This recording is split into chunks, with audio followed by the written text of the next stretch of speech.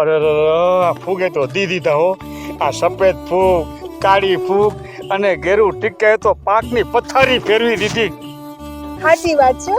મને તો એ જ ન સમજાતું કે આ બીજું ફૂલ વાડીમાં તો જો આ કેવા માંડવી હિલોળા લેશે. હા વાંચું છોડી, પણ આ બકલ જંતર આપણે કેવું કોને? એ મોટા ભાઈ, એ હરે કૃષ્ણનું સોઈલ ગાર્ડ લઈ આવો. Soil guard? હા, કાળી ફૂગ, સફેદ ફૂગ ઘેરું ટીકાનો નાશ કરે છે, પાકનો હુકો અટકાવે અને લાંબા સમય સુધી નિયંત્રણ જાળવી રાખે છે. આ સોઈલ ગાર્ડ. એમ શું વાત કરો છો બીજું ફૂઈ?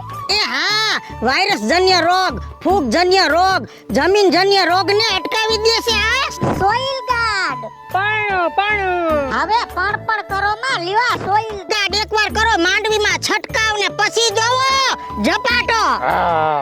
હાલો આપણે આપણી માંડવીમાં આ સોઈલ ગાર્ડ છાંટીએ એટલે ફૂગનો બધાયનો નાશ. વાહ વિજુબેન વાહ, હેંડો ત્યારે. હા,